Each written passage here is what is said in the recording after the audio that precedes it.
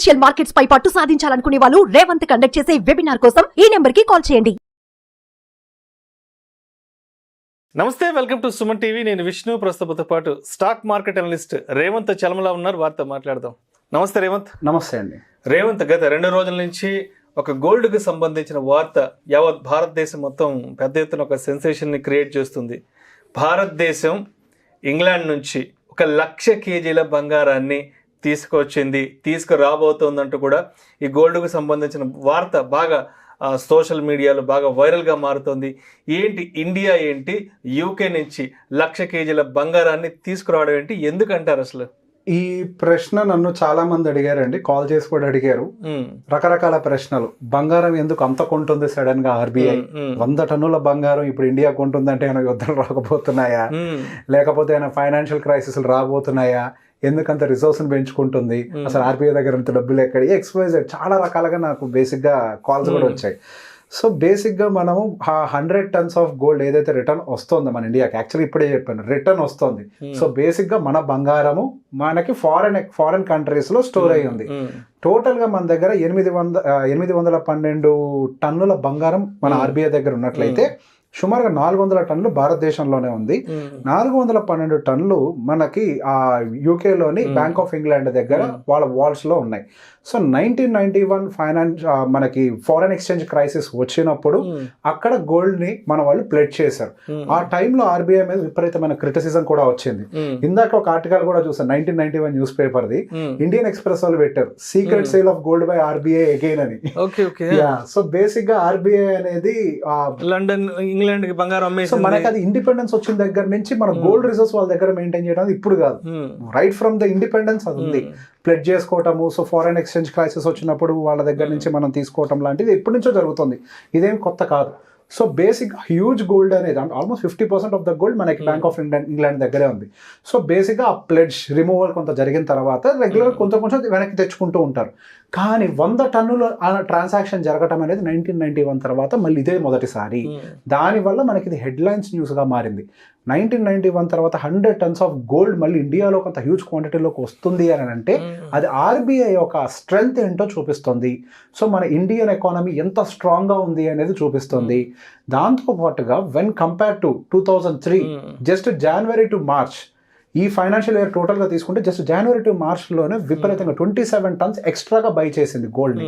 So బేసిక్గా మీరు గమనించుంటే recent న్యూస్లో కూడా మనకి ఏషియన్ కంట్రీస్ విపరీతంగా గోల్డ్ రిజర్వ్స్ని పెంచుతున్నాయి, అందులో భారతదేశం కూడా ఒకటి అని చెప్పేసి మన న్యూస్లో చాలా విన్నాం.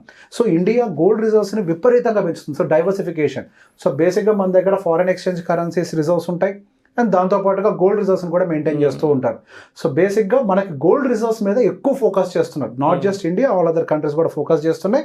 అండ్ దాంతోపాటుగా అంత హ్యూజ్ క్వాంటిటీని తీసుకొని ఇండియాకి వస్తుంది. సో బేసిక్ ఇండియాలో కూడా మనకి 2 వాల్స్ ఉన్నాయి.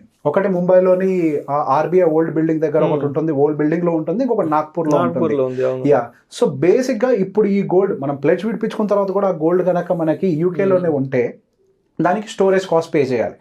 గోల్డ్ విషయానికి వచ్చేసరికి ఎప్పుడు కూడా యాక్చువల్గా మనకి లాజికల్గా మాట్లాడేటప్పుడు అంటే యాక్చువల్గా మనకి ఎకడమికల్గా ఉండే వాటిల్లో కూడా గోల్డ్ని క్యాలిక్యులేట్ చేసేటప్పుడు logistics and as well as the storage కాస్ట్ని కూడా ఇంక్లూడ్ చేస్తాం.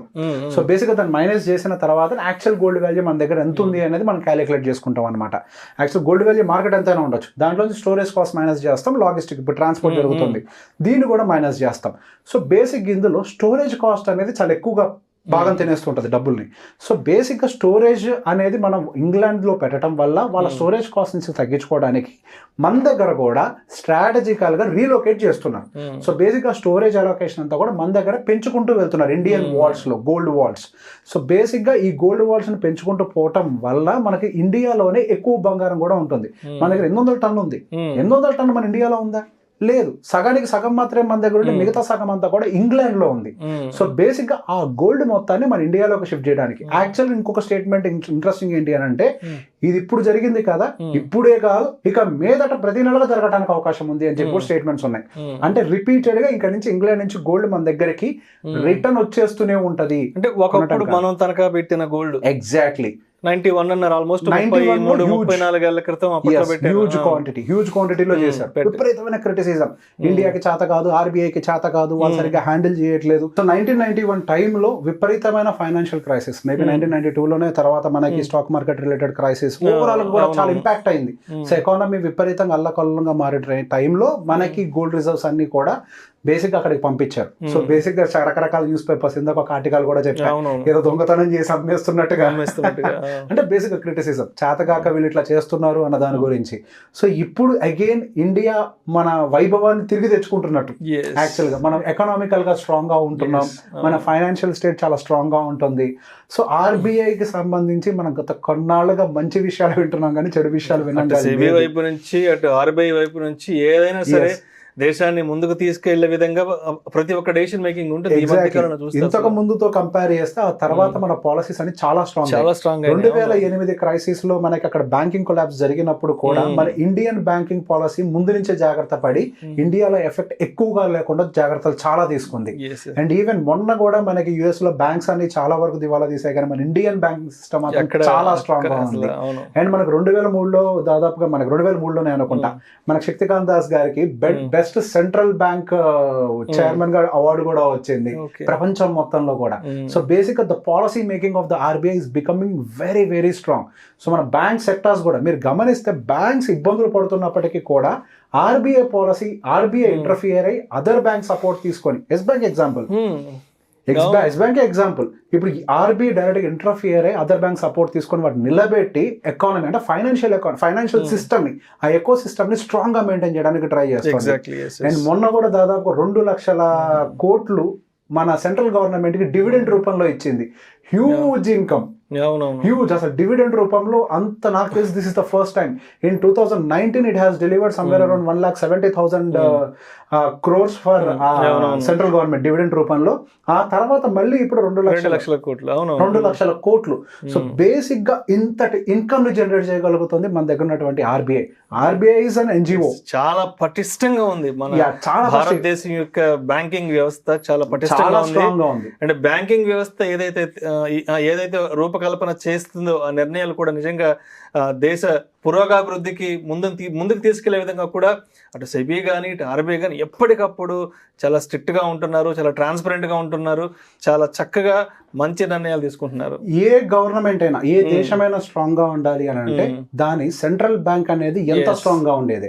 2008లో సమస్యలకు కారణమైంది సెంట్రల్ బ్యాంక్ పాలసీస్ యుఎస్ లో స్ట్రాంగ్ గా లేకపోవడం వల్ల. ఇప్పుడు చైనాలో అక్కడ వాళ్ళు ఎదుర్కొంటున్న సమస్యల వల్ల కూడా కారణం ఏంటంటే అక్కడ సెంట్రల్ బ్యాంక్ పాలసీ స్ట్రాంగ్ గా లేకపోవడం వల్ల మొన్న 2022లో కూడా యుఎస్ లో మళ్ళీ బ్యాంక్స్ ప్రాబ్లం ఎదుర్కోవడానికి, ఇప్పుడు రిసెషన్ ఫియర్ ఎదుర్కోవడానికి, ఇన్ఫ్లేషన్ విపరీతంగా పెరగడానికి అన్నిటికీ కారణం అక్కడ సెంట్రల్ బ్యాంకింగ్ పాలసీ స్ట్రాంగ్ గా లేకపోవడం వల్ల. వీటన్నిటికీ భిన్నంగా గత కొన్ని సంవత్సరాల నుంచి, కొన్ని డికేడ్స్ నుంచి మన ఇండియన్ ఆర్బీఐ అంటే మన ఇండియన్ సెంట్రల్ బ్యాంక్ యొక్క పాలసీస్ చాలా గట్టిగా తయారవుతున్నాయి. సో మన ఎటువంటి షేక్స్ మనకి ప్రపంచవ్యాప్తంగా వచ్చినా కానీ ఫైనాన్షియల్ స్ట్రక్చర్ ని మన దగ్గర చాలా స్ట్రాంగ్ గా మెయింటైన్ చేస్తున్నారు. ఏ దేశంలో అయితే ఫైనాన్షియల్ స్ట్రక్చర్ స్ట్రాంగ్ గా ఉంటుందో, అంటే బ్యాంకింగ్ ఒక పాలసీ చాలా స్ట్రాంగ్ గా ఉంటుందో, ఆ దేశం యొక్క ఆర్థిక పురోగతి చాలా ఫాస్ట్ గా ఉంటుంది. ఎటువంటి పరిస్థితుల్లో కూడా ఆ దేశం ఆర్థిక ఇబ్బందుల్లోకి ఎంటర్ అవడానికి స్కోప్ ఉండదు. Thank you so much Revanth. Thank you అండి. సుమన్ టీవీలో మీ పర్సనల్ అండ్ బిజినెస్ ప్రమోషన్స్ కోసం కింది నెంబర్ కి కాంటాక్ట్ చేయండి.